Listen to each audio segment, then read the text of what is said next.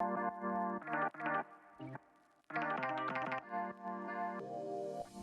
Alex from Lumsden Agency.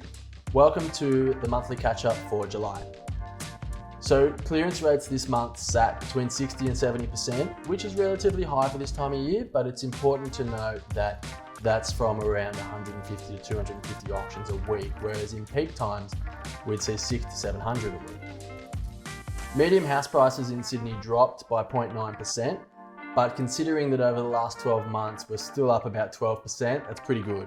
And everything else is holding really steady, which is great considering the uncertainty around coronavirus and the fact that it's the middle of winter. Following on from last month when we spoke about preparing a garden for sale, I'm sitting here with Camilla from Unfolded, and she's going to talk to us about preparing the interior for a sale. Camilla, thanks for being here. Hi Alex, thank you for having me. Camilla, what are some easy, simple things that people can do to get their property ready for a sale?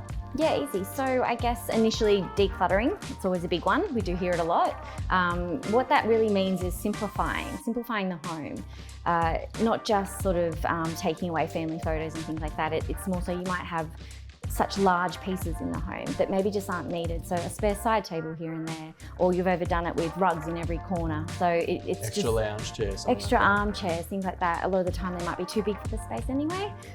It's just better to pare it back, less is more approach. And on top of that, lighting is a big one. So I think a lot of people get dimmed lights or it's like a bit yellowing, mood lighting, and that's great when they're watching their movies or they just want like a calmer sort of environment. However, for sale, you want it really light and bright.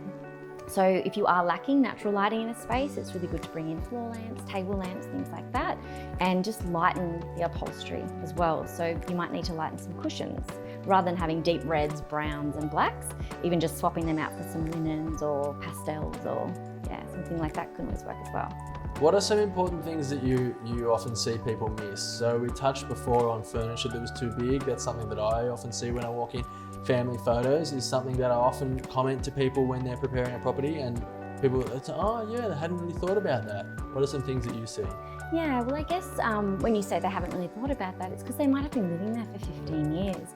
So to them it's home, it's beautiful, but it may not be sellable. It's a big difference between presenting for sale and living in a comfortable space. I mean, we always talk about people who usually have their homes for functionality, right? Whereas what we're trying to do now is about presentation. Yeah, so you're sort of going from comfort and functionality to, okay, I may not like this 100%, but it's going to sell my home because it's going to be more versatile.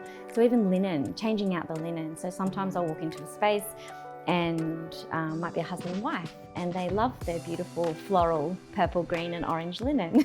And that's great, I'm glad they love that. However, you might get a lot of people who walk in and go, wow, it feels busy, it feels big and bold, a bit too much. So something like that, you can go to Target, Kmart if you want to, or you can get a stylist in to do it. But it's a simple fix that just really minimises the white noise in a way. So you're just sort of like walking in and you're thinking, okay, this is clean. I can imagine myself here from a buyer's perspective. Clean and stylish. Yeah, that's it.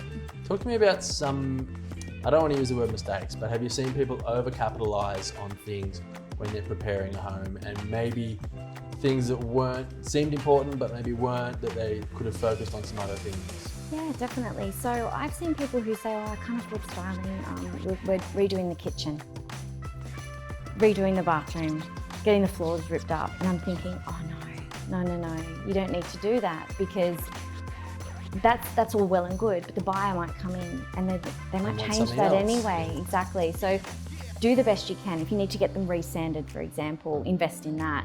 Dulux offers tile paint. You can just do that in the bathroom if you want to. Change the shower head, change the tapware, maybe put a new vanity in, Bunnings, things like that. So there's so many DIY things that you could do that's a simple fix, a new shower curtain, for example, that can get you across the line, and then it could just be tweaking other areas of the home, but that might save you $30,000.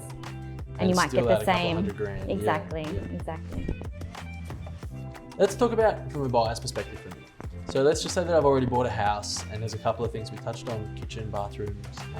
There's a couple of things that I want to change. Talk to me about your processes? How does it work? What are you seeing right now? Where do you come in? Yeah, definitely. So what I'm finding at the moment, given the current climate, people are wanting to add a home office. That's been quite popular across the board.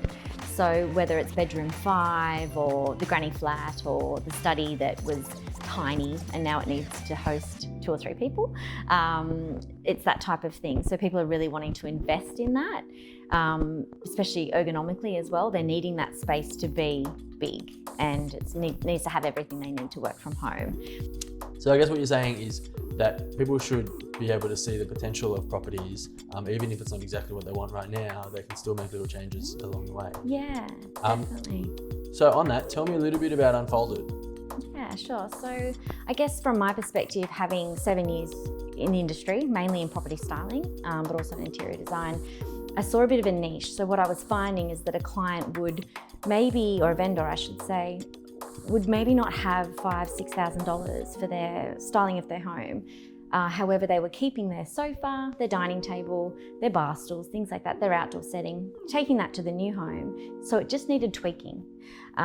It can cost a lot of money to store all of that because they're taking it to the new home and then have someone come in and style the whole thing and then it all just goes anyway.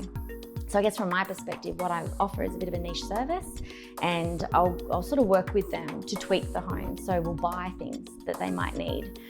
So it could be new cushions for the sofa, even a new rug. The coffee table might be too large. Again, we're talking about proportion. So what we could do is a smaller nesting or something like that. Again, that works with what they've got. And so it works well for the sale, good for the photography, and which is a selling point. And then it's also good for their new home. So it means that they're set up when they move in and they've had sort of that personalised service as well. Camilla, if people want to chat through the next project or they've got something coming up, what's the best way to check out your work? Yeah, definitely. So I've got my Instagram, it's portfolio of my work. However, email, phone, just feel free to give me a call or an email and happy to have a chat. Perfect. Thanks for being here. Thanks for having me.